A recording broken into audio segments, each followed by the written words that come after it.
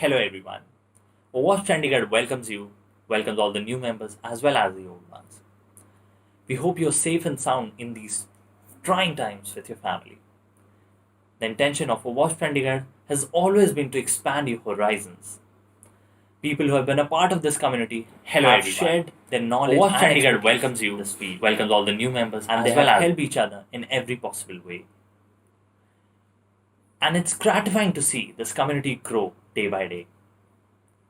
Presenting to you our first speaker of the session, the XSS Rat, an OSCP certified pen tester and a seasoned bug bounty hunter.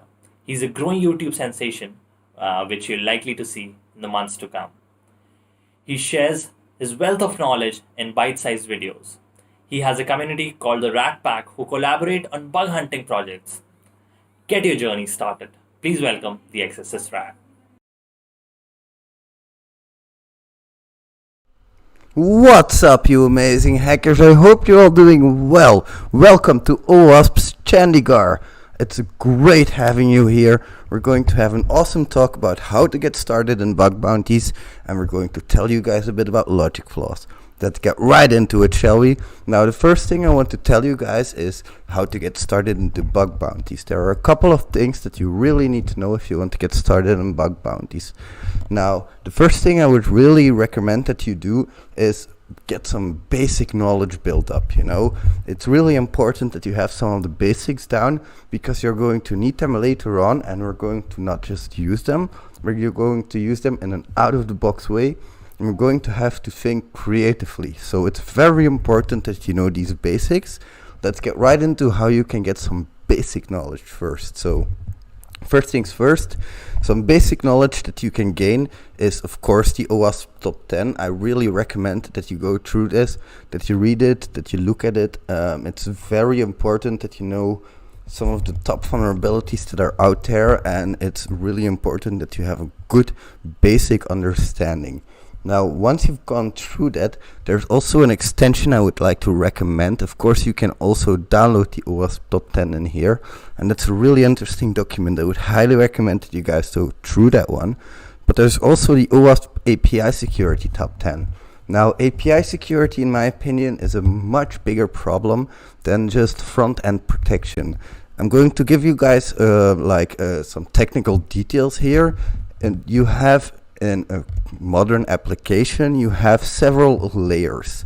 Now, there's going to be a backend. There's probably going to be some kind of communication layer. That's your API. And then there's going to be some front-end layer, like Angular or whatever, Vue.js. You can put a lot of things on there. Now, all of those front-end validations, you have a ton of front-end validations that prevent you from entering any cross-site scripting things, that prevent you from entering any SSTI attack vectors. Now, those things are all created to protect the user from their own stupidity. A real hacker doesn't care about all of those front-end validations. Of course, there are some really good juicy vulnerabilities that have not been found yet in all of these frameworks because they're so new and there's so much stuff to go through. So if you really want to get into some modern, newer technology hacking, you can always look at that. But if you really want to get into bug bounties, I would highly recommend that you focus more on the API layer. The API layer is a very important part because there, of course, you're also going to need protection. That's what your hacker is going to talk to. Now, in my opinion, of course, this differs for everybody, but in my opinion, a hacker is just somebody that knows how to use tools like a developer does, but knows how to use them in a different, unique, out-of-the-box way. Now, I'm saying out-of-the-box often. You guys will know why later on. But the OWASP Top 10 security is a really good one. We'll quickly go through each of these vulnerabilities. Broken object level authorization. APIs tend to expose endpoints that handle object identifiers, creating a wide attack surface level access control issue. object level authorization checks should be considered in every function that accesses a data source using an input from a user. Then of course there's also broken user authentication mechanisms that are often implemented incorrectly. Now these are really interesting vulnerabilities. Excessive data exposure is also a really interesting one. You guys can go through each and every single one of them on your own. I would highly recommend that you do. But of course there's also, and I'm going to scroll up a little bit here, if you go to downloads, you can also download a PDF that's going to contain some more information. And again, I highly recommend you going through these, because the API is the beginning for every hacker. Now, a lot of tools that you're going to be using are going to be focused on that API, especially if you really like doing this kind of stuff like API testing. And there's going to be different types of testing that you can do, of course. We'll go over those later. But if you really like the API testing, there's different tools that you can use, like Postman, like Swagger, like SOAP UI. There's going to be different tools. And you're going to be getting familiar with each and every one of those when you get your hands dirty. Now, when you have all of this basic knowledge down, when you know all of these vulnerabilities and what they are, of course it's really important that you do your own research into them, get some basics down, but you can practice them later on, of course, on the OWASP Juice Shop. Now in here you can, of course, there's like a how to get started, so it will help you get started a little bit. But here you can practice all of these vulnerabilities. And if you're really stuck on this Juice Shop, like just Google OWASP Juice Shop, by the way, to know how to get to install this. You can install it on a Heroku app. You can run it via Docker. You can run it like normally. There are so many different options that I would highly recommend that you look into that yourself, like how do you want to run it. And then here you can test some of these vulnerabilities out and see if you can find them. Now it's going to be very basic in here, and that's something that's really important and I want to give to you guys. All of the vulnerabilities that you find in the Juice Shop, they're going to be pretty like surface attack levels. I'm going to give you guys an example of this. Like if I put my image tags in here, like I do right now, image source equals X, and then on error, like I'm going to put my event handler in here on error equals alert. Like this type of vulnerability is something that you're never going to find in real life, you know. There are scanners for this, there are many different tools that find these vulnerabilities, and it's just not something that's really common in real life. But you're going to need this knowledge. It's super important that you get your basics right. Now I'm going to give you guys like a martial arts comparison. In martial arts, I'm not afraid of a person who practiced 10,000 kicks, but I'm afraid of a person who practice one kick 10,000 times, you know? Like, it's really important to get your basics correct and down, and then you can start looking at how to exploit this further. Like this image source equals X on error is alert. It's really important that you know what's happening here.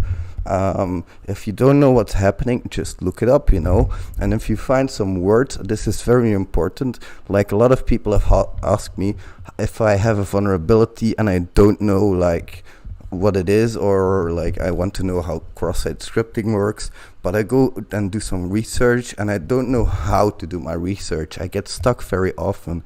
Well, for me, research is pretty simple. It's like you go and you Google your first terms like cross-site scripting, and then you look at what's happening, and then you write down all of the words that you don't understand, and you Google them one by one, and that way you get to know the application, like the vulnerability, a bit more step by step.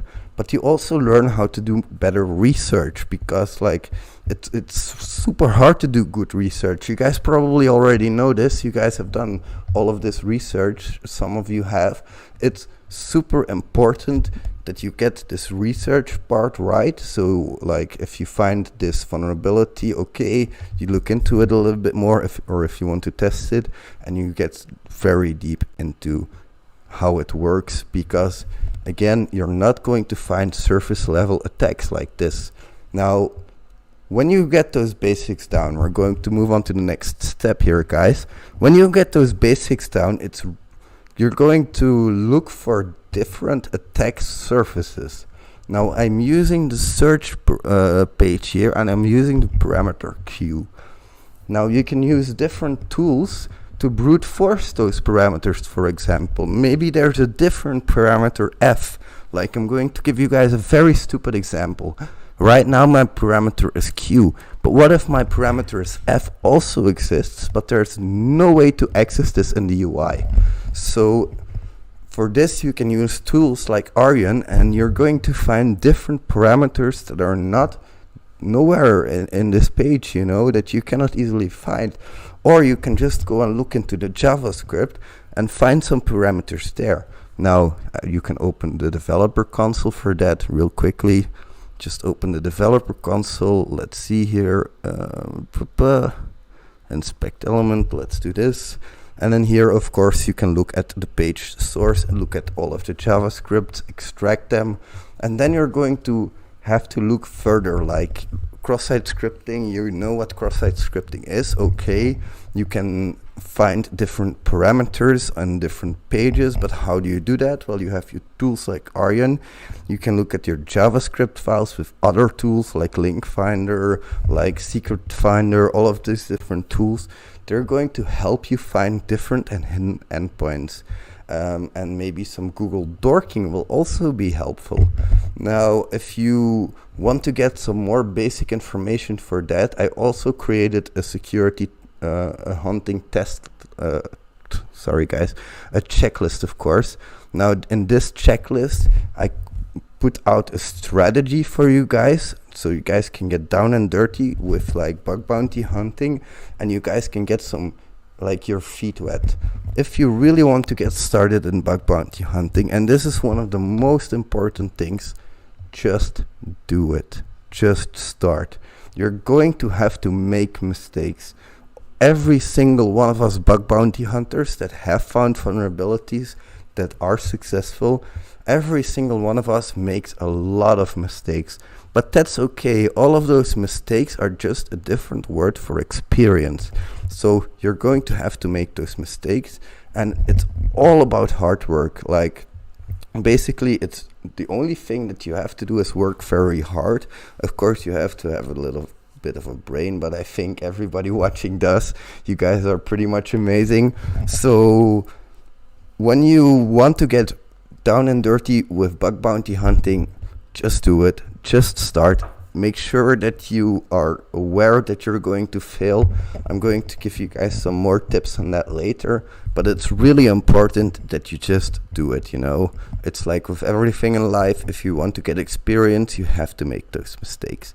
Now, on to the next subject, and this is really cool for me. It's like, how do you pick your bug bounty platform? That's something that's really interesting to me, because there are many different advantages and disadvantages to every single platform. We're going to go over some of the major ones.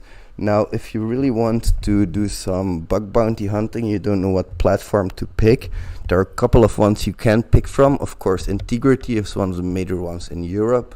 You have Bugcrowd, you have HackerOne, you have YesWeHack. But of course, you can also look for your own bug bounty program. And for that, I always look to Sushi Wushi's, that's a cool name, by the way, bug bounty dorks list. So in here, you can find some Google dorks, which will help you find responsible disclosure programs. And I really like this one, in URL responsible disclosure bounty. Now, why do I like it so much? Because hopefully it will lead to some responsible disclosure programs that give you guys some bounty. Now, these dorks are where I would start. I would start looking at websites that haven't gotten a lot of traffic yet. And this is an important distinction between all of the bug bounty platforms. Let's go over Integrity first. For Integrity, you're going to see that you don't have as much hackers, as much competition as Bugcrowd or HackerOne, one of the bigger platforms. Same goes for YesWeHack. You're not going to have the same amount of You're not going to have the same amount of competition everywhere. Yes, we hack and integrity are somewhat of a lower competition, but that also means that you have more chance to find a bug, of course. Now, for Bug Crowd, they have a lot more programs on there, which means you have a lot more choice of your target. So if you want to get some more targets, if you are not sure which target to get, of course you can try any of these platforms. It's really like up to you which one you want to pick, but I would really start with the Bug Bounty dorks. Now, as for which program to pick, that's going to be a lot harder. You can pick any bug bounty platform and just start. You can pick any responsible disclosure program and just start. But for a program, I always say that a program has to fit like you. I don't know if you guys watched Harry Potter, but in Harry Potter, the wand chooses its wizard. And I always say that the program has to pick you as much as you have to pick the program. There are many different aspects to picking a program, but one important distinction is which type of tester you want to be. In my opinion, there are different types of testers. There's like the tester that goes for the functional bugs, which is people like me. I go mostly for logic flaws. I hammer the main app. I kind of got my inspiration from Stuck There. Like, I know you guys probably know him. I did an interview with him on my channel. Like, that guy is amazing, and he taught me to always go for the main application. Like, that's one of the things I really like doing, because I'm also a QA engineer and I really like software testing, so it really helps in this, of course. And I also met Inti from Integrity, and that guy, he told me that, like, if you really want to be successful, all you have to do is read the manual. And a cool story about that, guys, later on in the logic flaws, like, reading the manual is a really important part of it. And I also told you guys in the previous section that reading the JavaScript file is really important. You can run tools on the JavaScript file, but I always say also look at it manually. Read the JavaScript file, and somebody asked me, how much time do you actually spend reading the JavaScript file? And for me it's simple. I'm done until I've read everything that there is to read. And if there is like a function that I don't understand, I just skip it for now. Maybe I'll understand it later, but I have to understand like most of the JavaScript. That's really important for me. I'm telling you guys, JavaScript files are a gold mine, so take the time to read through them. That's really important.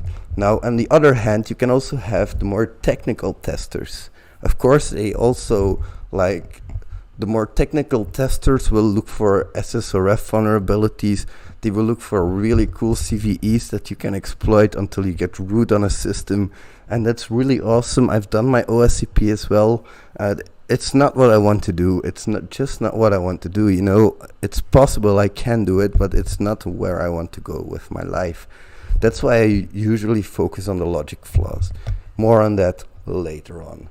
Now on to the next section, of course, not on to the next section. I mean, we are still in what program to pick.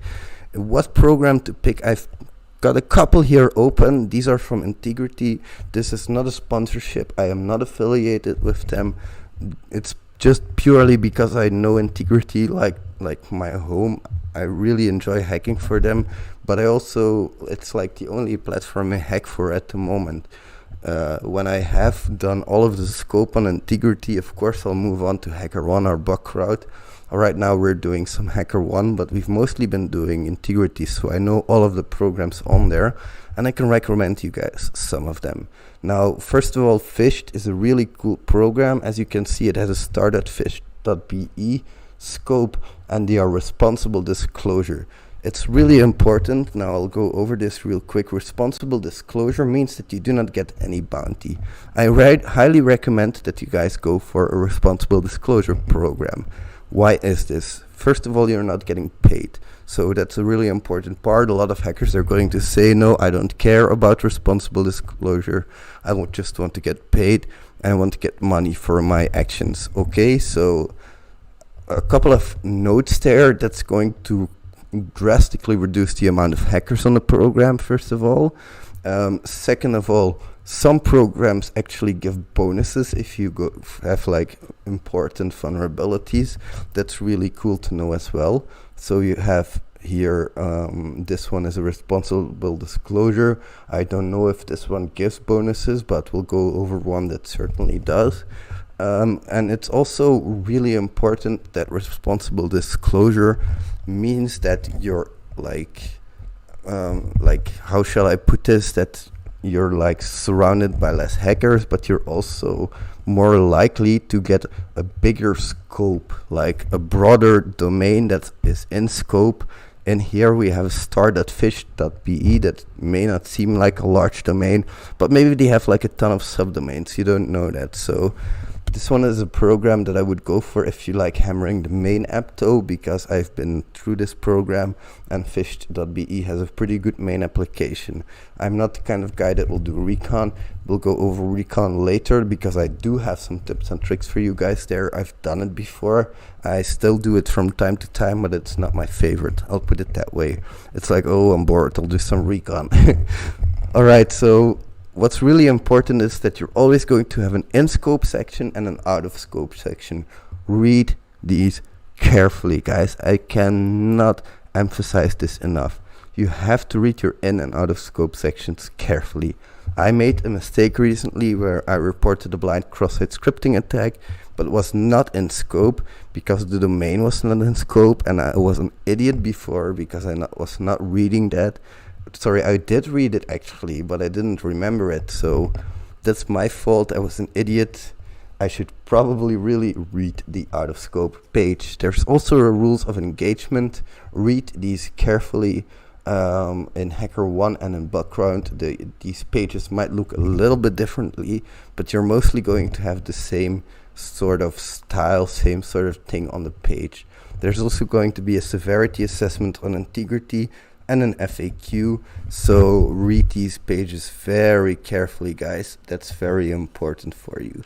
Now, on to the next program, Hoppler. This one is also pretty cool because it has a very broad scope, as you guys can see, but it also has some apps in store. So it has the Android and the iOS app, and you guys can test that as well.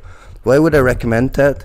It's really like, this is a little bit more advanced, but I would highly recommend that you look into Android hacking as well.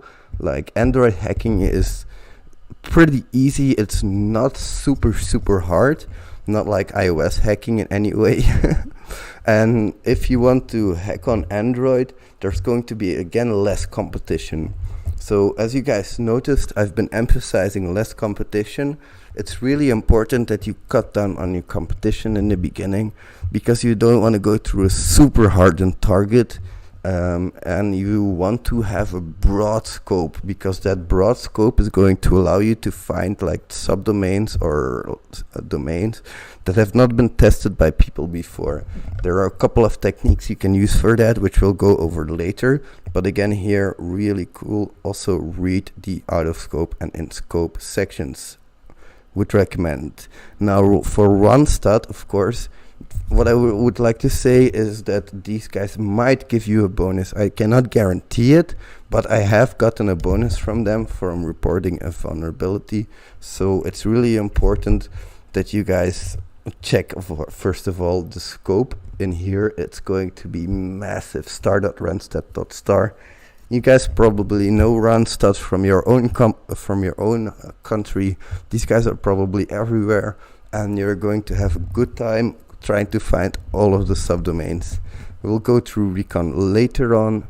And Port of Antwerp, of course, this is also one I recommend because of the giant scope. Now we'll move on to the next section real quick, which is recon. And this is something really cool. For recon, I'm not the guy to go to. I would probably recommend Jason Haddix. Jason Haddix has a really cool, like he has both on his GitHub, he has a repository which you guys can look at, like if you don't want to look at the video. He also has How Do I Shot Web as a PDF available for us. That's really cool of him. And he also has it in video form, which is freaking awesome. I would highly recommend that you guys go and check it out. Now, as for what I would do for recon, I have a couple of things that I would really recommend. Of course, you need to do subdomain enumeration. You really need to know what subdomains do I have to play with here, and there are a couple of tools you can use for that. Of course, here are the tools. You guys can go and download them if you want. This is for multi-target recon. This is on my own repository. This is on Hela/security testing, as you guys can see over here. Now, if you found all of the subdomains, check if the subdomains are live, of course. Use TomNom's HTTP probe for that. If you don't have HTTP probe, optional for HTTP probe if you don't have HTTPS in front of the subdomains. That's something pretty important. Like, you have to configure your tools correctly, of course. Subdomain flyover is something I would do next. So you go and enumerate all of your domains. You check if they are live with HTTP probe. Then you do some subdomain flyover. This is also really important. If you want to get some screenshots of all of these cool subdomains, you can use Eyewitness or Aquatone for that. Of course, some vulnerability scanners. It's always like a good idea to run these. You have NIC2, of course, but you also have Nuclei, and I have my own script, but that's not nearly as good as any of the others. Like, I would highly recommend you guys look into Nuclei or NIC2. That's really a good one to look at. As for directory brute forcing, that's also really important. A giant tip I can give you guys there is that you have to directory brute force all of the login pages. Like, if you find a login page, usually there is something behind there, and sometimes those login pages might not be correctly protected, and you might get some pages that you're not supposed to see behind, like a login page, and that might be a big vulnerability to the company. That's some side notes I want to make later on. The company might decide that the impact might be high or low. That's up to the company, but we'll go deeper into that later on. Now, of course, you can use GoBuster. Burp Pro Content Discovery is pretty good for this. You have FUF and you have their search. I don't know, OWASP Sub also has it, of course, content discovery, so you can use that. JavaScript analysis, these are the tools I was talking about. You can use Link Finder or get all URLs. And of course, Secret Finder as well. I have to put that in there. And if you really want, you can also do some port scanning. Now, this is some more advanced stuff, so I wouldn't recommend the port scanning for people who are just starting out. A quick side note I would like to make is that impact really determines everything. Impact is super important. Now, impact is purely determined by the company's needs. I'm going to give you guys an example. Say, for example, that there are two companies and they are both in a bug bounty program. One company sells shoes, the other company is a bank. Now, as a tester, you find exactly the same vulnerability in both applications, which is that you can get more orders than you are supposed to. In the bank, you can order some dividends, so you can order some, let's say you can order bags of money, for example, and in the shoe store, you can order shoes, of course. But let's say you can order 20 shoes while only paying for 2 shoes, and you can also order 20 bags of gold while only paying for 2 of those. Of course, for the shoe store, that's going to have a pretty high vulnerability, that's going to have a pretty high impact. But for your bank, that's going to be a freaking disaster, because if people can just take away money, more money than they put in, that's not going to be good at all. So what you have to do is always think in terms of the company. Like, if I was the company, how would this vulnerability impact me? That's very important that you always keep that in mind. So we'll move on to the next section, which is business logic vulnerabilities. And these are my freaking favorite, guys. I love them so much. It's incredible. As for the business logic vulnerabilities, I would highly recommend that you read from OWASP their story. So they have a really good description and risk factors, of course, and some important links here. And of course, they also I would highly recommend that you look at the Bortswigger labs. Sorry, guys. So Bortswigger Academy has some really good labs on business logic vulnerabilities if you want to try them yourself. I'm going to start by giving out some examples for you guys. Now, as an example, let's say you are an administrator and you're creating your manual, you're putting in your manual like administrators cannot delete other administrators. Like that's a rule, it's put in the manual. And you are a penetration tester one day, you come by, you start testing their website, and you notice that they have a manual. Guys, read that freaking manual, and if that manual tells you that you cannot do something, try and do it. It's really important, and I don't mean try and just go to the UI and do that. I mean actually do that, that's very important that you actually do it. So back to the story. Let's say you are your penetration tester, you come by, you read that manual, just try it, just try to deactivate another admin. Create 2 admins, log into the other admin and try to delete the first administrator. If you can do that, that's of course a vulnerability, because that logic is written in the manual to make sure that administrators cannot delete other administrators, that the one administrator cannot go rogue. So another example I have for you guys. Let's say you order 99 items that cost $100. Suddenly you notice in your basket that your price has gone down to minus 100,000.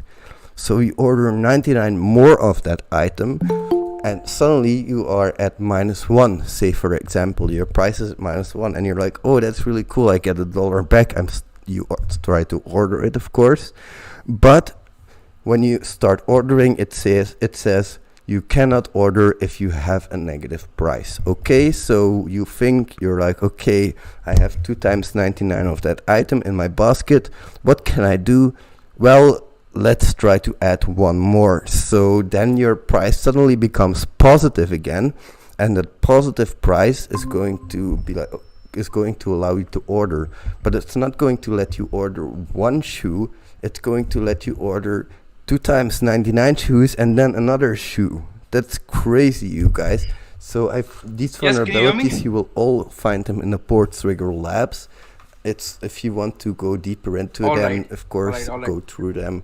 This is really good stuff, guys. I highly appreciate that Bortswigger did this for us. Sure. Another example I have for you guys is a CAPTCHA bypass. Say you're a website programmer and you have your front end, and the front end Yes, very good afternoon. like a Java, like a CAPTCHA control, and you have to communicate with an API that the CAPTCHA response is X, Y, or Z. So you go into the application, you try to log in, and the CAPTCHA, you just leave it empty. You don't fill it in. You just press send. Just hold on. And let's say it does return a response. In that case, you also have a good vulnerability, because that CAPTCHA is supposed to be there to protect people from brute forcing the website.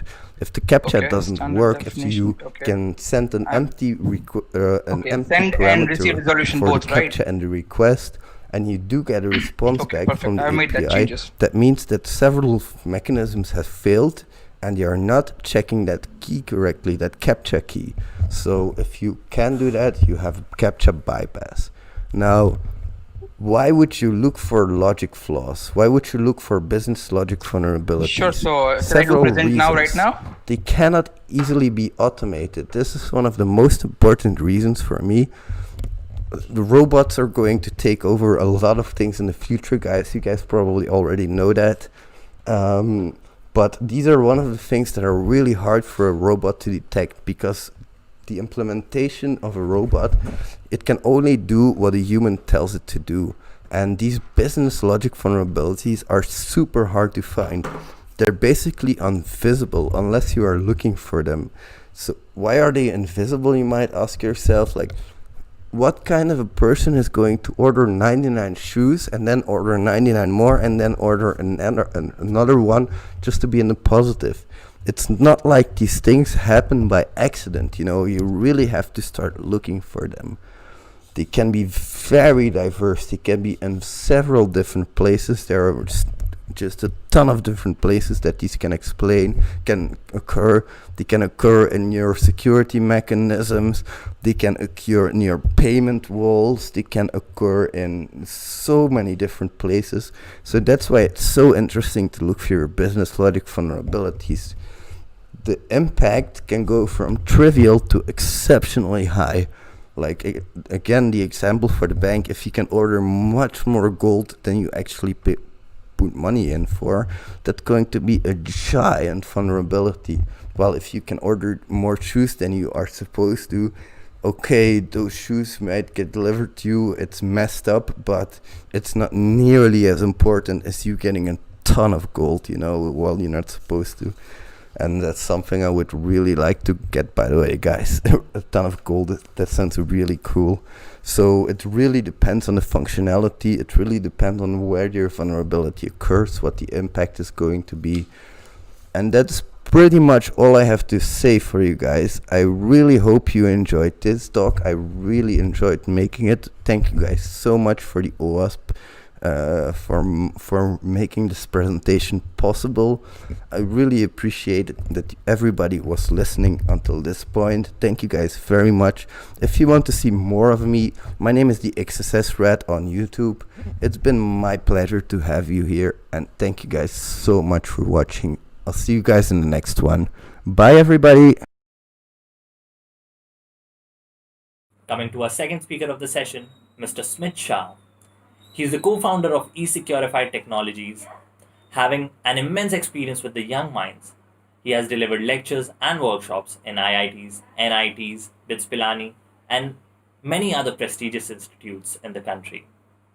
His live talk on cyber attack on Pakistan after the Pathankot incident was very popular. Hope you guys check it out.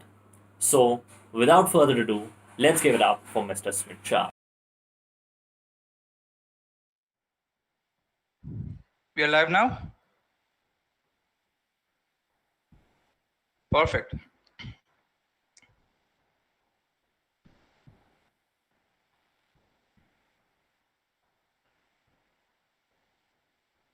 Hey everyone, can you hear me?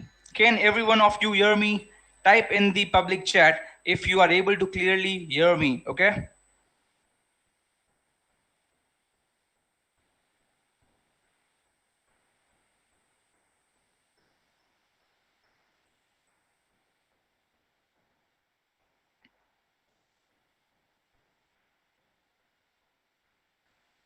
All right, so are we getting any responses?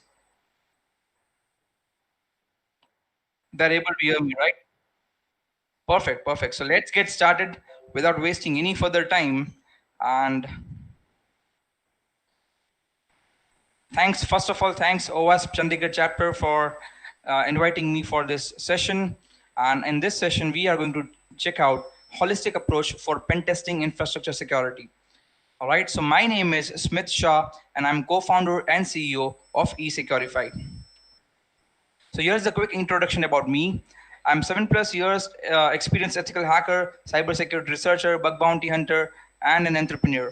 So it's been now 4 years that me and my wife, we jointly co-founded a company called as eSecurify, and we just completed 4 years in October 2020.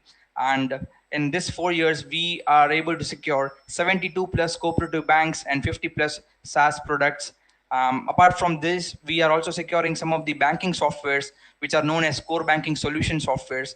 So we secure a lot of banking softwares like net banking, mobile banking for different companies. So we are working with different such companies which are called as CVS vendors, core banking solution vendors, and we are securing all these products. Apart from their products, we are also securing the data centers for cybersecurity. We are helping them to implement the frameworks governed by the RBI, that's a regulatory body of India, Reserve Bank of India, right? Apart from this, I have personally trained more than now 8,000 students for ethical hacking, cybersecurity, and bug bounty. I'm a proud member of Synac Red Team from 2016 and acknowledged as the most valued hacker by HackerOne in 2016 as well. Apart from this, I have been invited as a speaker at different conferences. So one of the international security conference was CS7. The other domestic conferences like the Hackers Meetup, Google Developers Group, DevFest Ahmedabad, ICAI Surat, ICAI Jamnagar. So these are different chapters of Institute of Chartered Accountants of India. And now today I'm presenting in OWASP Chandigarh chapter as well.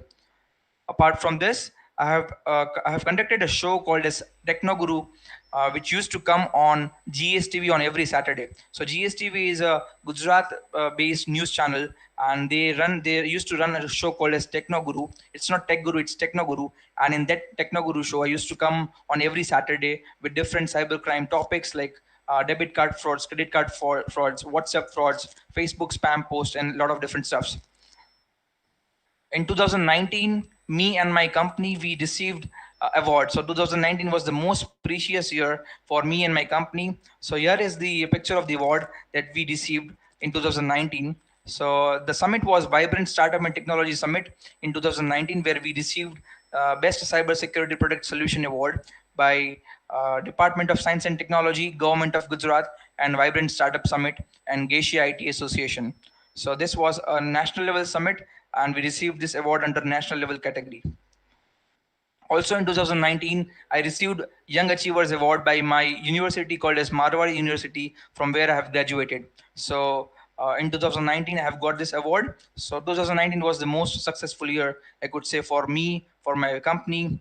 And now, like after this quick introduction, I'm sure you guys know about me. Now I'll quickly jump into the session. Today's session flow will be like this: understanding types of infrastructures, aspects of infrastructure security, how to enforce people security, how to strengthen process security, how to tighten technology security, proven action plan for infrastructure pen testing, walkthrough of a professional pen testing report. So this is what I have prepared for this presentation. This is kind of an holistic approach where you will understand whenever you will conduct any infrastructure security testing in future, maybe for your client, maybe for your company where you're working for, okay, you will have a detailed idea like what exactly should be the process. It's not like running some tools and then done it, okay? No, there is a process assigned with this entire thing.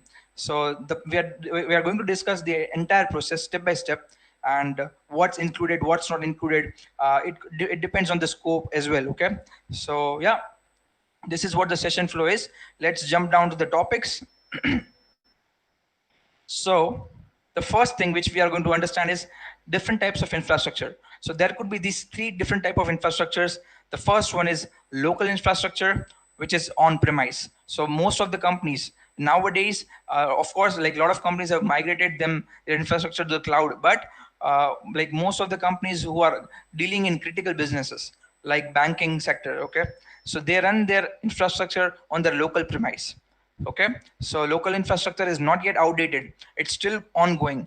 So securing local infrastructure is again a good service. Okay, so for local infrastructure we often say it as on premise. Now these are different companies who provide local infrastructure service on rent, okay, on rent basis. So Wipro, IBM, Dell, TCS, they help different companies who wants to set up their local infrastructure. So, and these companies provide their assets, their services and their technology to these particular banks or someone who is looking for local infrastructure setup, okay, for their entire enterprise. So this is what local infrastructure is. Next is cloud infrastructure. So in cloud infrastructure, we call it as a hosted infrastructure. Now, as you know, we have different vendors for cloud services, cloud computing, right? So these are some topmost vendors like in 2020. Okay, Amazon Web Service, AWS, as you all know, Microsoft Azure, Google Cloud, Salesforce, Alibaba, Oracle, Workday, SAP, and IBM. So these are all topmost vendors who are providing cloud infrastructure. So infrastructure on cloud, okay, infrastructure as a service. So they are reputed platforms where people are buying their own cloud service or cloud space. They are storing different stuffs. They are building an entire infrastructure on cloud. Okay, so even that can be done. And the last one is hybrid infrastructure. So hybrid is, as you know, mix of local and cloud. So some portion of your infrastructure will be set up on local premises, and few critical stuff, maybe some application server, or maybe some database server, or maybe your AD server, okay, your Active Directory server. If you're on a Windows environment, okay, and if you are having this centralized architecture in your Windows environment, then you'll have an AD server, okay. So maybe your AD server will be on cloud, so it could be hybrid structure. So whenever you start doing pen testing on any infrastructure, first of all determine what is the type of this infrastructure, okay. Next, I'll try to walk you through aspects of infrastructure security. Now, when we are securing infrastructure, there is not a single aspect. There are multiple aspects of infrastructure security. Okay, it's not always technology security. There is people security, there is process security, and there is technology security as well. So I'll just zoom this up to make you these things clear. So people, process, and technology. These are three aspects, main aspects of securing any infrastructure. Okay. Now, why do you need to secure your people? Because they might fall prey to victims trap and they might be hacked. If they are getting hacked, if their emails are getting leaked, okay, then the hacker who is outside, okay, can gain an access to the internal confidential information by hacking into your staff members or your employees account, okay, or email address account. So that's why people security is a main risk. Now these are different things which I've listed down. Cybersecurity awareness training is must for all the staff members or employees that you have in your premise. Okay, a basic cybersecurity awareness training. Then phishing security assessment should be run. Okay, so targeted phishing security assessment on your employees, on your staff members should be run. Now these could be different type of attacks or campaigns: email phishing, SMS phishing, wishing, that's call forging, and desktop phishing. Okay. Apart from this, USB drop attack. So this is usually a part of a red team assessment. And drive-by download attack. Again, it's a part of red team assessment. So people can fall prey to different type of things, okay, and that's why we need to secure people. So people security is must, okay, when you're securing infrastructure. Now, if you have ever come across different case studies like T-Mobile hack, Sony hack, okay, or different cases of cybersecurity breach. Now, 60% of the cases are such case where insiders are challenged, insiders are hacked, okay, and then the actual hack starts. So hacking an insider first is very easy with the help of social engineering techniques, and that's why you have to safeguard your people if you want to safeguard your infrastructure. Okay, so I hope this makes sense to all of you. Then we have process security. So in each and every organization, you have different set of processes. Like these processes can be controlled with different compliances. Okay, I'll show you the list of different processes and policies in the next slide. But all these processes which is successfully used to run an organization in a secure manner, okay, should be followed. Okay, and these processes could be part of different compliance. Now, from a security perspective, if you want to comply your organization from security perspective, that you handle data securely, okay, your clients data, your users data, everything securely. If you want to get compliance about that, you can opt for ISO 27001. ISO 27001 is all about your organizational security. Okay, so complying your organization against different different aspects of infrastructure security. Okay, so that's what ISO 27001 is. Then PCI DSS, that's basically for payment card industry and digital signature standard. So if you are handling any sort of credit card numbers, debit card numbers of your users, okay, if you are not only storing 4 digits, but if you are storing the full card numbers, okay, then you have to be PCI DSS compliant. And PCI DSS compliance says that even though you have the full numbers, all the initial numbers will be masked. Only the 4 numbers of last 4 digits of the entire card will be visible to you. Okay, if you are storing it in your own database, if you have your own payment gateway. So if it depends, right? When you are auditing different set of infrastructures, the scope differs, the like entire context differs. Okay, you have to understand what's the scope, what's the context, why like what's the objective of this pen test. Okay, why organization is looking for a pen testing, why organization is looking to tighten their infrastructure security. So if you will understand the scope better, you'll get an idea what things needs to be applied and what not. And next is Hipaa. Hipaa is basically for healthcare. And if you are handling patients data, and if your organization is in USA, then you should take care of HIPAA. Like you should be HIPAA compliant. So HIPAA is basically to secure or safeguard patients data, patients record, so that patients data cannot be stolen. Okay. Then we have GDPR. Now I'm sure like most of all of you should be knowing about GDPR. Okay, so that's uh, GDPR Act is basically for securing European countries' data. Okay, so if anyone is handling European countries' data, maybe a travel industry, maybe different industry, if they have data of European country, if European members, then it needs to be stored in a secured manner. That's what GDPR says. Okay, so nowadays GDPR, and now India is also coming up with own Data Privacy Act (DPA) very soon. Apart from this, all the countries, okay, all the countries almost does have cert framework. So now India does have certain framework, or relevant countries cert framework. Okay, so if you want to apply security policies in your organization, if you don't want to comply with any of the certification like ISO, PCI, IPA, GDPR, okay, but if you still want to comply with security guidelines, you can stick to the cert guidelines. Okay, so for your infrastructure security, you can stick to certain guidelines.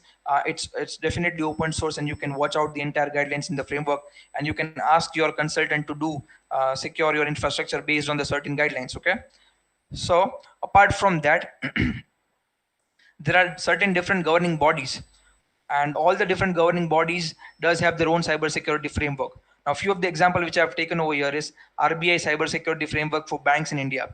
Now, RBI do roll out different cybersecurity frameworks for different categories of banks in India. Okay, so they have a separate framework for district cooperative bank. They have a separate framework for urban cooperative bank. They have a separate framework for private sector bank. They have a separate framework for public sector bank. Okay, so they have a different cybersecurity framework which needs to be complied. So all the banks falls under whatsoever category, they need to comply RBI cybersecurity framework guidelines if they want to run their business. Okay, run their bank basically.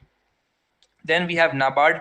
NABARD does also have cybersecurity framework for rural and agricultural banks. So, and then we have NABH. NABH is an Indian National Health Portal. So it's basically a governing body for Indian national health, and they do have their own cybersecurity framework. And according to that, all the patients' data should be kept securely. Okay, also have, so these are detailed frameworks. You need to go and study what the framework is, what they are asking for. Okay, this is just the name which I'm telling you on a very overall approach. Okay, but then if any of your client is falling under any of the framework, you have to study the framework, what they're asking and what they're asking to comply. Okay, and then do step by step accordingly. Then the SEBI does have cybersecurity framework.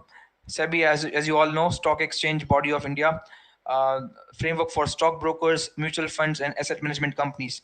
So all the companies who falls under SEBI also they also need to comply with cybersecurity.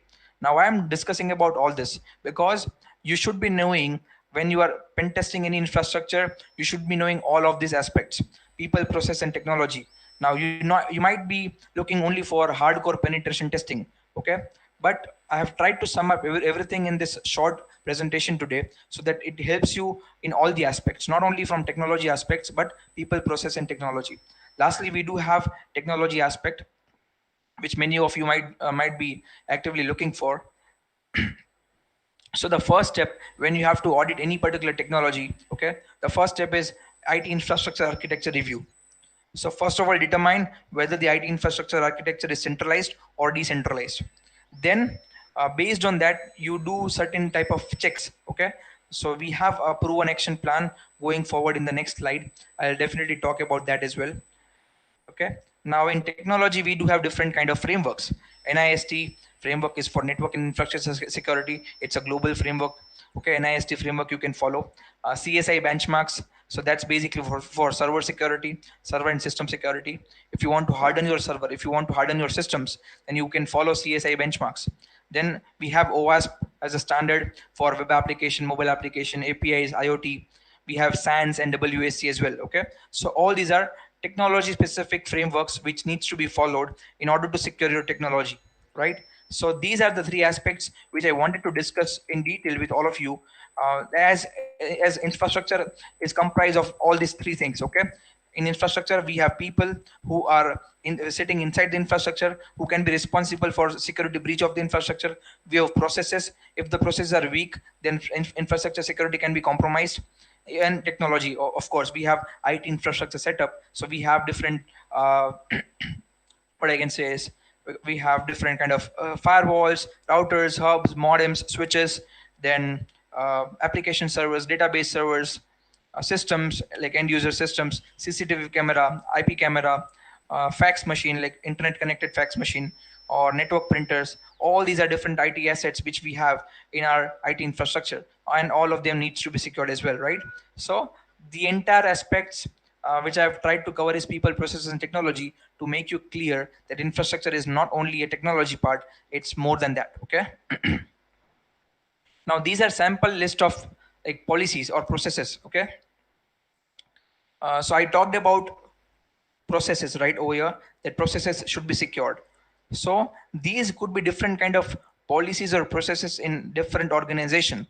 I'm just reading out the names so that it can give you a glimpse of what could be different processes. Asset management. Okay, so basically a policy or a process to manage the assets as in your all type of digital assets, your hardware assets, your software assets, everything. Okay, they should be properly managed. Then human resource security policy, so basically your manpower security policy. Okay, then access control policy. Access control policy could be for like physical security, could be for server room security. Okay, cryptography policy. So cryptography policy will stay. I will state like what cryptographic protocols you need to follow. Okay, so you need to have this cryptography policy, physical and environmental security policy, operation security policy, system acquisition, development and maintenance policy, supplier relationship security policy, compliance policy, vendor risk management policy, and organization of information security policy. So vendor risk management policy is again an important policy. Like if you are, of course, any infrastructure, okay, they do run with different vendors. They have different outsourcing vendors for hardware, for software, for like annual maintenance contract. Okay, so all these vendors needs to be managed properly. Okay, so all these are policies or processes that you can understand, and they should be properly set to run any particular organization securely. Okay, and they are equally responsible for compromising infrastructure security. Now I'll present this detailed action plan for infrastructure pen testing, which I've created in Xmind. It's kind of a mind map. Okay, excuse me. So the first thing is existing IT infrastructure architecture review. Now many people miss out this. Okay, they don't conduct architecture review. They simply jump on, hey, this is the IP address. You need to dig in and you just plug into the Nessus or any other tool, run different scans and get the output, prepare the report and send it to your client. No, okay, this should not be practiced. When you say infrastructure security testing or infrastructure pen testing, the first thing which comes in security assessment is look at the existing architecture, what the existing architecture is, because many times you'll find critical problems in the architecture itself. Now for this you need to understand how architecture works, how network architecture works, okay, or how infrastructure architecture looks like. So of course this is kind of a part of your networking skills. If you have good networking skills, your review can be helpful. Okay, don't worry, I have I will go through a walk through a report. Okay, I'll go through a detailed professional pen testing report. I'll show you one of my report which I presented to one of the bank for which we are working, and that's a very small bank, so it will be a very nice example fit for all of you to understand what exactly we want to see in the infrastructure. Okay, so now, okay, I'm here. Existing IT infrastructure architecture review. So look at the entire architecture. What firewall is kept? Okay, what different servers are kept? How they are connected? Are there missing any critical portions? Okay, look at all those things. examine local cloud or hybrid infrastructure, whether it's local or it's cloud or hybrid infrastructure. Examine that first. Then keep a note of that. Existence of DMZ for public facing assets. Do they have any demilitarized zone? Okay, and do they have any public facing asset? So keep a note of that. Existence of VLAN for internal network segregation. So do they have VLAN for internal network segregation? Okay, is there any requirement or not? Existence of VPN for remote access. So how they are managing remote access? Are they straightforwardly giving RDP access to anybody? Okay, if they are practicing straightforward RDP access, then that's insecure. They should use VPN, and only through VPN the remote access should be allowed. Okay, so these kind of checks should be noted when you are doing infrastructure architecture review. I'll discuss about more checks when we'll go through the professional pen testing report after this slide. Okay, then we can have a firewall config review. Now, of course, if there is an infrastructure, they should have a firewall to prevent a different kind of attacks. Okay, so in firewall config review, what we have to do is examine the firewall vendor, its firmware and its version, then follow the official doc for verifying security configurations, examine the firewall rules. Okay, the first blocking rule itself should not override all the other rules. So make sure like you have to check out the firewall rules. Okay, many times what happens, the first rule says deny all, and then you allow some particular IP address. So deny all will overwrite all the rules, and that's why the other rule will not work. And that's why you have to set up the rule accordingly to your requirement. Now check whether necessary modules like DOS, DDoS, spam protection, email notification, VPN, malware block, etc. features are subscribed and configured or not. Okay, so these are some important features in a firewall. Now many companies do have a firewall, but they don't go for DOS, DDoS protection. They don't go for spam protection. They don't set up email notifications. Okay, they don't have VPN licenses. They don't have malware block facility. Okay, so they only have a firewall to just monitor inbound and outbound traffic and block certain kind of web traffic. Okay, so look at the exact requirement of that particular company or infrastructure or organization. Do they require all such stuffs or not? If they require and still they don't have, then that's a issue. Okay, then okay, let me go and check this out. Check for publicly available security or vulnerability or exploit for the respective version. Now, if the firewall version is outdated and if there is any publicly available exploit or vulnerability available, okay, then you can check for it and you can try to dig more into it. Okay, so that's firewall config review. Then we have router switch and other AP review. So router switch or other access point reviews. Okay, so examine the vendor again. Like what's the router vendor, what's the switch vendor, whether the switch is manageable or not. Like there could be two different kind of switches, like manageable and unmanageable, right? So you need to examine that. Based on that you need to determine the version and the firmware, okay, of router and switches and the other access points. Again, follow the official document for verifying security configurations. Examine the router configurations as per infrastructure architecture. Now, as you have already gone through the architecture, you know how the router should work. What router should on what port it should forward the traffic, on what port it should receive the traffic. Okay, all those things needs to be properly examined when you are examining the router. Okay, because based on the infrastructure architecture that you have understood in point number 1, the router should work actually accordingly to the same thing. Okay, so check for publicly available security vulnerability or exploit for the respective version of the router firmware or switch firmware or other access point firmware. Next, after doing all this, okay, now you have to jump on to actual vulnerability assessment of servers and systems. So of course, as you know, in actual vulnerability assessment of servers and systems, we do port scanning, we do service probing or service enumeration, then we identify vulnerable service, and then we find out we brute force weak or default credentials on different open services or ports. Okay, so these are different tools that we can use. For port scanning, we can use Nmap, Zenmap, Scapy. For service probing, we can use Nmap or Nmap scripting engine. For vulnerable service identification, we can use Nmap scripting engine, Metasploit auxiliary scanners, exploit-db.com, and cv.meetray.org. Okay, and for brute forcing different services, We can use THC Hydra, John the Ripper, Hashcat. Okay. Now, if you don't want to do all of these things independently, there are a set of tools which can help you out. The first is Nessus. Okay, as you all know, Nessus is a commercial tool by Tenable, and you can use it if you have, or you can even use the trial version for a mini project or so. Okay, so Nessus OpenVAS is a open source version of Nessus, so you can use OpenVAS as well.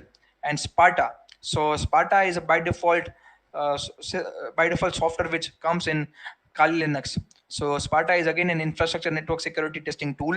It's a good tool, and it could be a good start for you. Okay.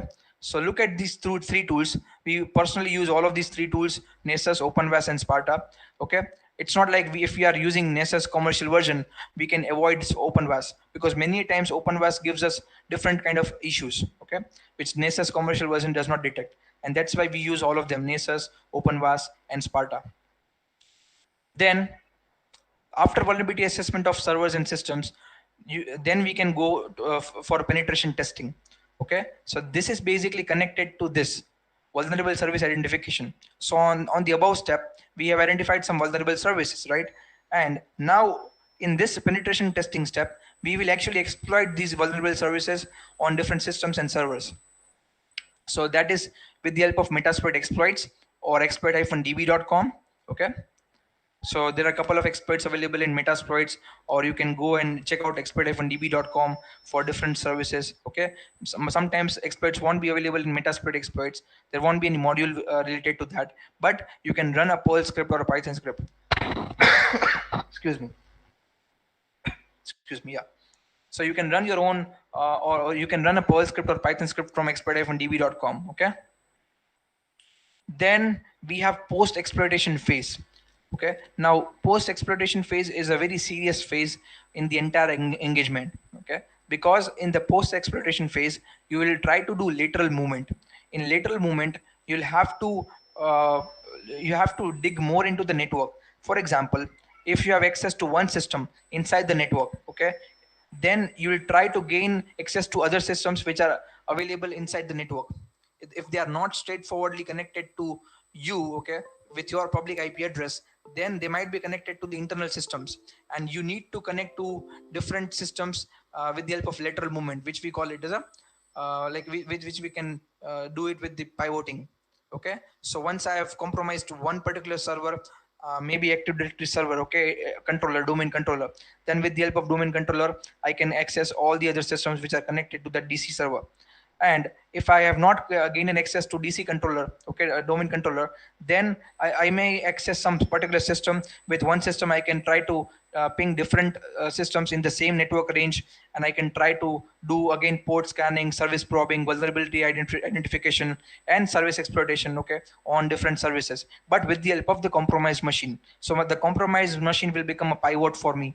Okay, so likewise, these are different set of tools which you can use for post exploitation for a lateral movement. So Bloodhound is the tool for discovering attack paths in Active Directory domain. So if the infrastructure is using Active Directory, okay, Windows based Active Directory, which is a centralized domain management system for your centralized architecture, okay, if infrastructure is using it, then you can use Bloodhound tool. It's a very powerful tool for post exploitation, for understanding what are the different attacking parts, and with the help of Bloodhound, you can navigate through different systems and servers inside the Active Directory environment.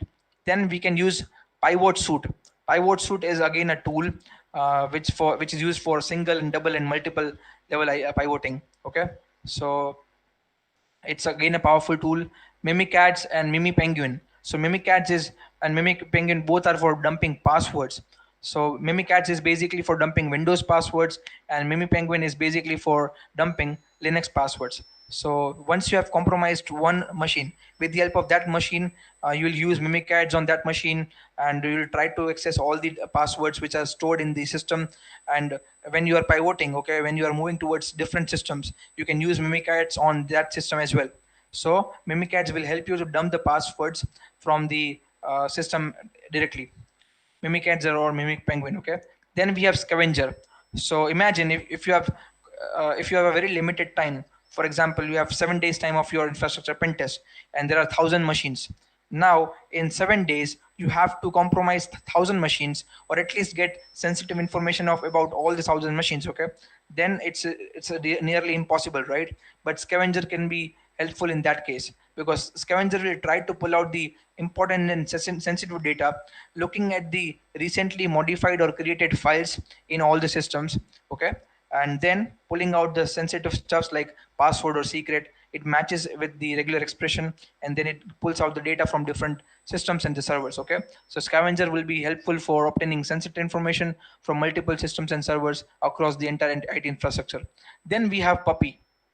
So it's not the puppy, or it's not a it's kind of a cross platform remote administration and post exploitation tool. Okay, so it's a rat tool basically, and it's a cross platform. It means it will work on Windows, it will work on Linux, it will work on OS X. Okay, so you can use a puppy server. Okay, and you can spread it on to different different systems connected in the same network, and based on the same we can have different access of different systems and servers. Okay, so of course covering up all this practically is not possible in this session, but I'm giving a holistic approach, an overall idea how you can perform your pen testing of infrastructure. Covering up all this, we can write a custom report based on the observations that we have identified. And finally, we have to perform retesting for our clients. Okay, so if the clients have fixed all the issues based on the report, we will perform retesting, and at the end we will have a certification module. Okay, like certification round. So based on the retesting, if the retesting is done successfully and there are no vulnerabilities further, then we will certify the client that, hey, now your infrastructure is secure. Okay, so this is the entire step-by-step blueprint, or I can say a holistic approach or action plan for infrastructure pen testing. I hope this explains at least a basic level of understanding when you will go towards infrastructure security testing or infrastructure penetration testing. Okay, so now I'll finally walk through a detailed report, kind of a very professional report which we deliver to our own client. Okay, so now I'm opening a sample report which we have created for one of the bank. Okay, one of the bank which we like, basically the bank is our own client, and the details are redacted from that. Okay, so I'll walk you through the report, and then we'll finally understand how exactly the report looks like, what different things needs to be understand in the report. In the meantime, I'll just poll, is everyone following me? Is everyone following me? Mediators, can you please help me? Is everyone following me?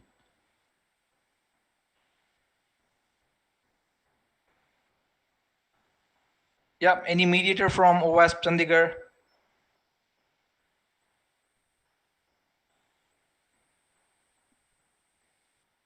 Everyone is following, right? All right, all right, all right. Perfect, perfect, all right. So this is a professional report which we usually submit it to our client. Okay, so I'll first of all walk you through page number 46. Let me jump to page number 46.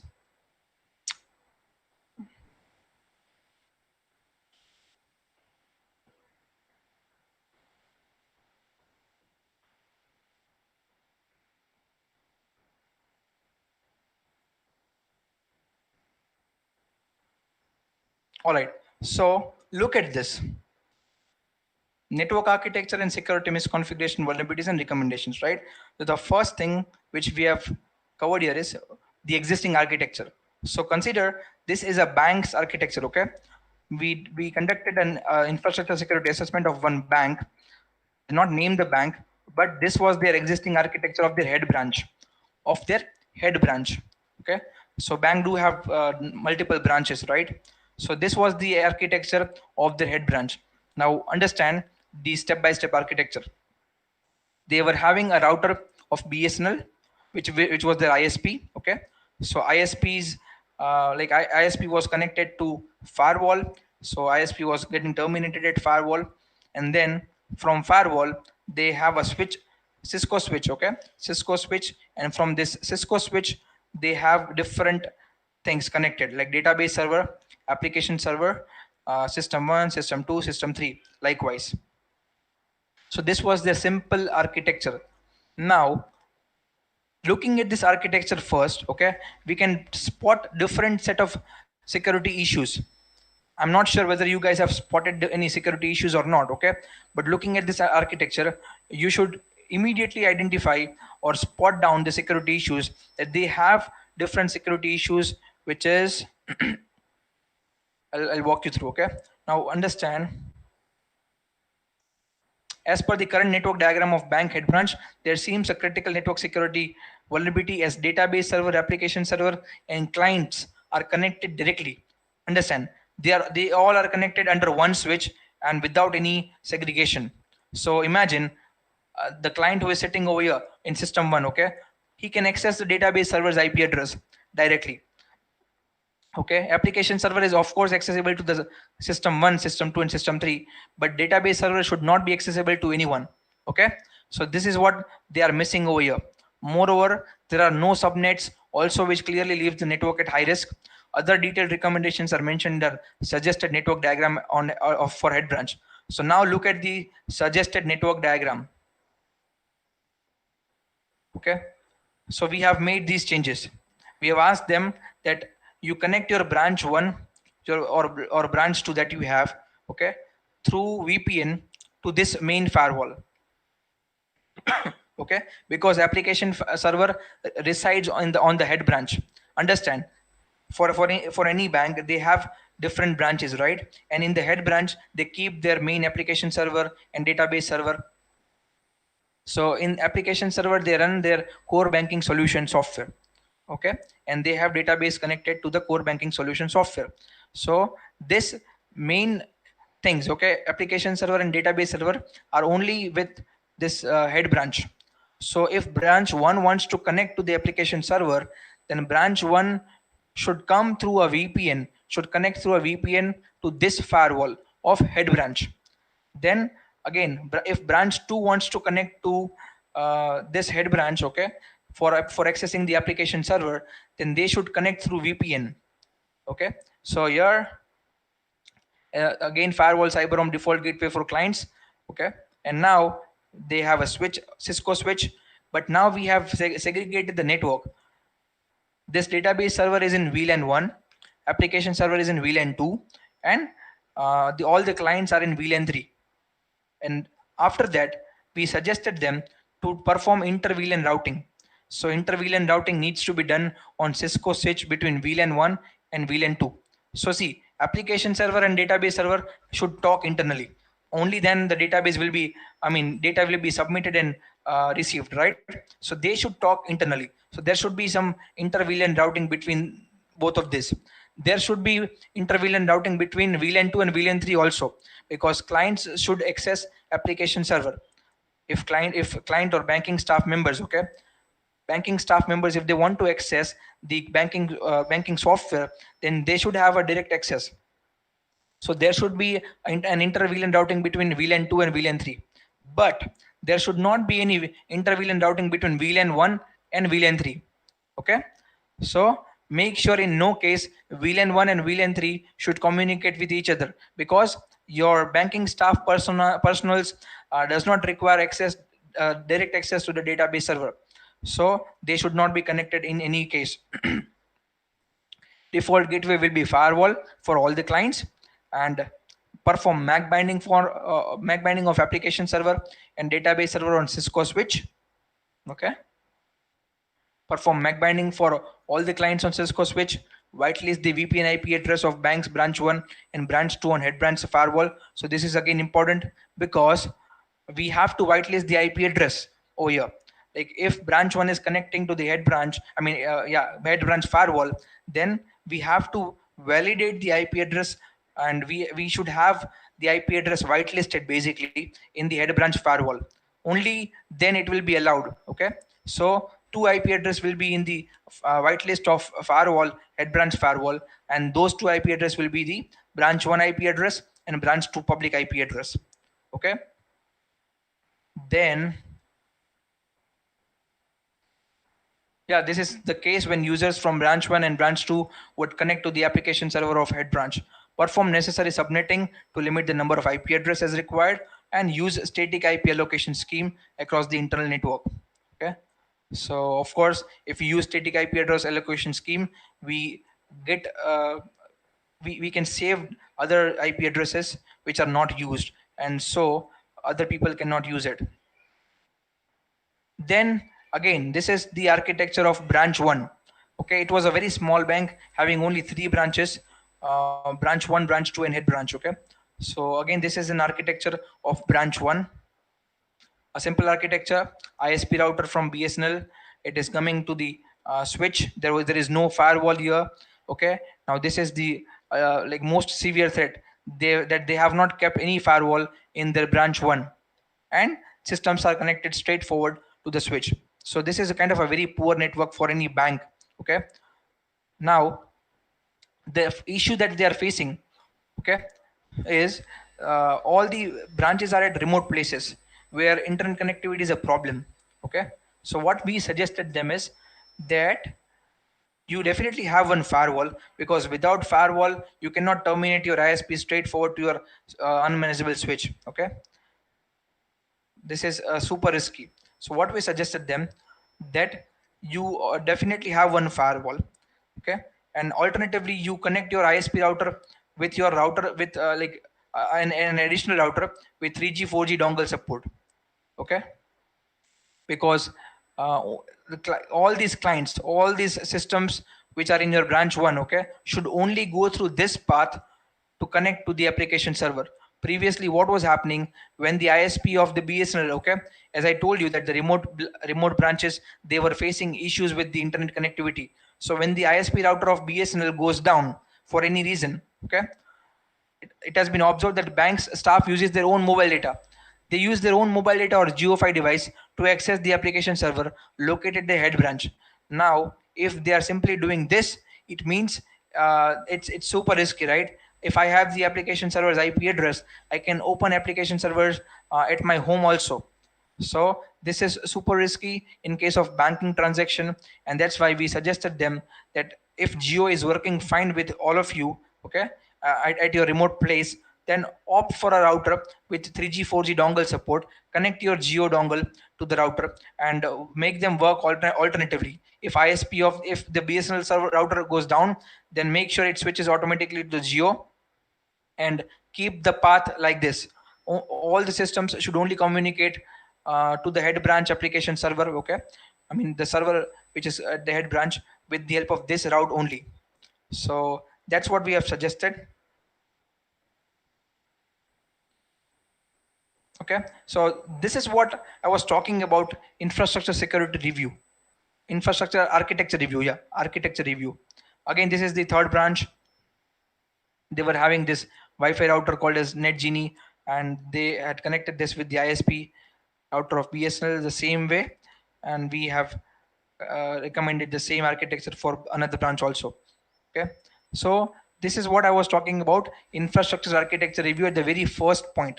Whenever you have to perform an infrastructure security testing or infrastructure pen testing, okay, you have to do this architecture review. Now understand, this is purely based on the objective and the scope defined by your client. Okay, but you should have a knowledge, you should have a knowledge of step by step all the things which should be covered in the infrastructure pen testing or infrastructure security testing. Now see, apart from all this architectural stuff, okay, we definitely have digged deeper to find out technology specific vulnerabilities. So I'll walk you through that as well.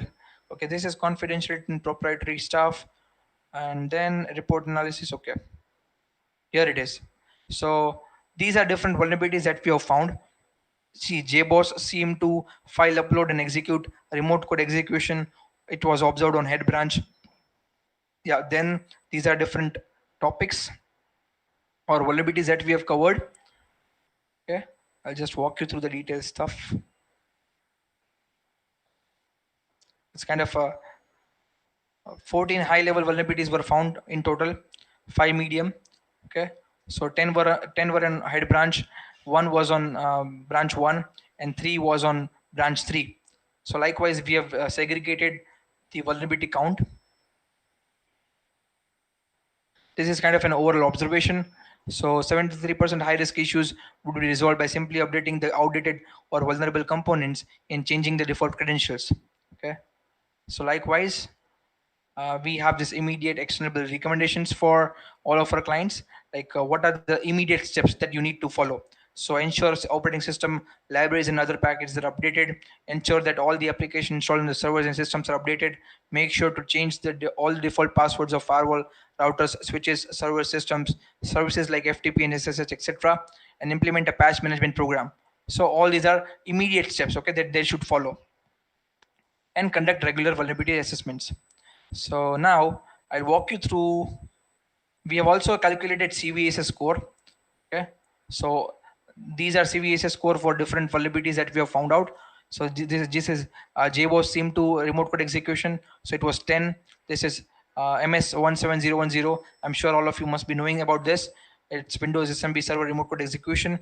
So we found out 2 occurrences of the same vulnerability, and that's why it's of 10 CVSs. Then this is CVSS 10, which is Microsoft Server Service Relative Path Stack Corruption Remote Code Execution. Oh, this is super old. It's on Windows XP. So imagine the bank was running Windows XP, okay, and we found one occurrence of this. Then CyberHome Firewall Default Credentials Detection. So firewall was there with default credentials. Do you imagine this? Okay, there is no sense of having such firewall. Then missing OS level security patch updates, all these stuffs. Okay, we have calculated Cvs score. Cvs is common vulnerability scoring system, and we can calculate it for all the vulnerabilities that we find out. Okay, so this we mention out. Okay, what's the risk is high, it falls under this class, it is the Cvs score. This was the vulnerable IP. What was the system running? Okay, so the role of the system was application server. So the vulnerability found was on application server. And what was the software which was vulnerable? It was JBoss 5.1.0 GA. And here the quick observation, the proof of concept of the exploit that we have conducted. Okay, here is the exploit, here is the MEETUP reader shell, and here is the information that we have gained. Let me zoom this up. Okay, and then recommendations and references. So what they have to do is they have to follow the steps in order to fix the issue. So likewise, we prepare report for each and every stuff that we have found out, and we also mention what are the IP address and the roles for each and every IP address that we are mentioning over here. So this is all about like reporting security vulnerabilities, okay, on your observation, and then report each and every vulnerability step by step with observation, with proof of concept, with recommendation and references. Now look at this. CyberHome firewall default credentials detection. So we've quickly figured out that the firewall does have default credentials, and firewall lacks a lot of other stuff as well. So this is NAS device default administrator default password detection. So again, they were having a NAS box of Lenovo, which is kind of a backup for storage for backup, okay, and they were having default credentials on that as well. So we gain an access to that NAS box, and we gain an access to the backups as well. Anonymous FTP login was allowed on the NAS box. So this is the POC of the same. Then this is a network share vulnerability. Then this is Cisco switch administrator default password detection. So we got an access to the Cisco switch and the internal configurations. It was a default passwords, unsupported Apache server detection. So this was on the application server, unsupported OpenSSL detection. Likewise, this is JBoss issue, okay, which was on application server. The file was accessible even without the authentication. Likewise, see, we don't have that time to go step by step in each and every vulnerability. But I'm just walking you through the entire report, which we have presented to our clients, so that you get to know how exactly the infrastructure security testing or infrastructure pen testing needs to be carried out. Okay, and it's not only the network security portion that we are carrying it over here. We have to manage each and everything from architecture to like vulnerability assessment to penetration testing to lateral movement and everything. Okay, so think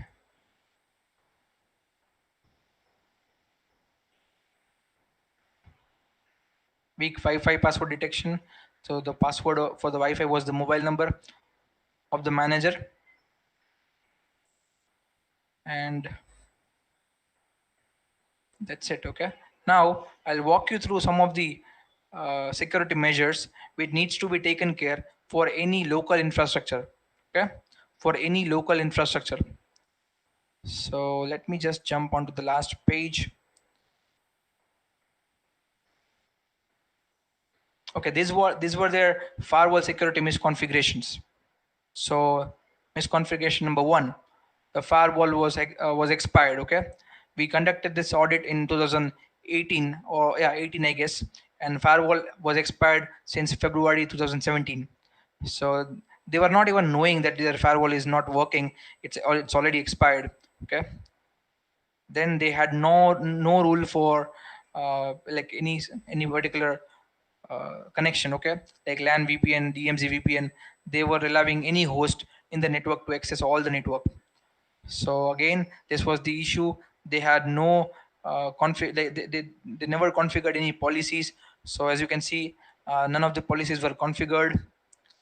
Then no web filters has been applied on the network, so everyone was allowed to do anything on the network. Okay, no web filters. So there is no sense of having a firewall, right? If you don't want to apply any web filter uh, on your employees or the staff members, okay, then there is no sense. As you can see, all the stuffs are allowed. Okay, like games and ads and pornographic stuffs, all of them are allowed. So this was the issue. They had no MAC binding or MAC filtering. So finally, we suggested them this. Packet filtering should be done for inbound and outbound traffic. Web filtering should be done to limit the access to the internet. MAC filtering should be done if there is no manageable switch. Whitelisting of inbound and outbound traffic should be done. Role-based access, and update the firmware to the latest available release. Okay, so these were some of the recommendation steps that we have given them for firewall. Now look at this. These are some extra recommendations which can be taken care in case of local infrastructure setup. Okay, local infrastructure setup. Now keep firewall redundancy hardware. So of course, as the bank's budget was not that heavy, we did not recommend them, but we have added this in other recommended infrastructure security measures. Okay, so uh, every company, okay, or every infrastructure should have at least two firewalls. One is the main firewall, and another one is hardware firewall, like HA firewall, basically for hardware high availability. For high availability. So if the main firewall goes down, but for any reason, the high availability firewall should automatically turn on. Okay, so that internet should not, so the network should not stop, basically. So banking infrastructure is the most critical infrastructure, and thus should be secured with utmost security measures. Any sort of firewall software corruption or firewall hardware failure would bring down the internet connectivity in the infrastructure security of the bank. Thus, we strongly recommend to add an additional firewall redundancy hardware, which is called as high availability, which is for high availability. So every infrastructure should have two firewalls. Okay, understood this? Then firewall logs, reports, alerts should be configured and timely reviewed. Now, many times they don't configure it. Like you have to set up email notification for firewall reports or firewall logs. If you don't set up any email notification, if you don't feed the email on what email address you need the data, okay, then it will not work, right? So firewall logs, reports, alerts, all of them should be configured properly, and they should be reviewed on a timely manner. Then router and switch logs should be timely reviewed. Setting up CyberSOC, this is a different case because it was according to the RBI framework. Okay, then CyberSOC may not be required for each and every infrastructure, but nowadays, going forward, looking at the modern attacks, the SOC will be important for each and every infrastructure. Okay, SOC is Security Operations Center. Okay, so I'm not discussing this right now. Next is server rooms should be logged with biometric systems. So see, these things might seem basic, but you need to give all of these things to your client, okay, if they are not practicing this. So the client to whom we served, they were not having a server room with the biometric security. they were having the server room with lock and key. Okay, anyone could go inside with the help of lock and key. So the bank having such weak infrastructure is not recommended. Okay, so server room should be logged with biometric systems, and biometric system logs should be actively reviewed. Then CCTV camera should be there in the server room and entire bank's premise. Okay, temperature control meter, fire and smoke detectors should be placed in the server room. Air conditioners should be kept in the server room. Quantity is based on the size of the server room.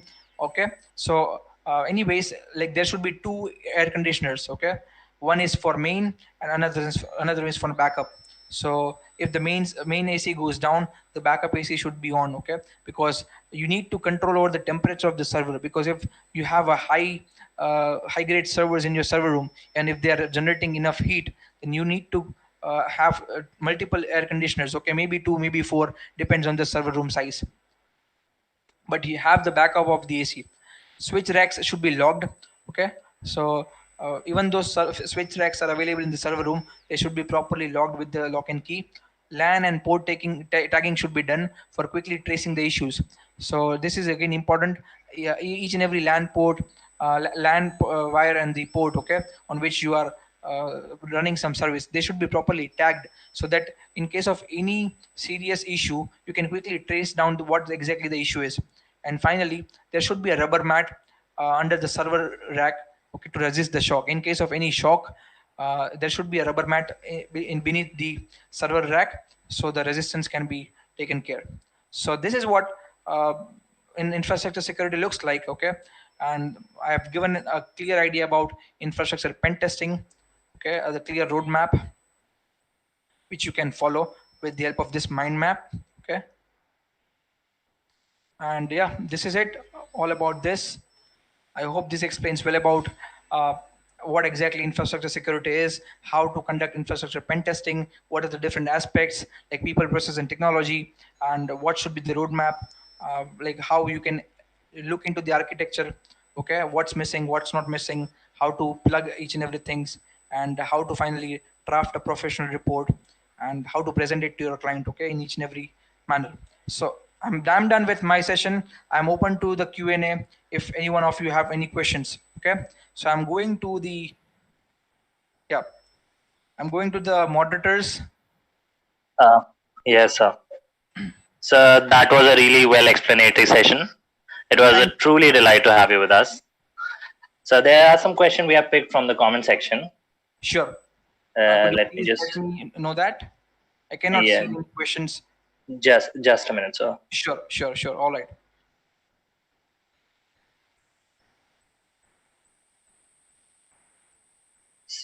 So the first question is from the guy that hacks.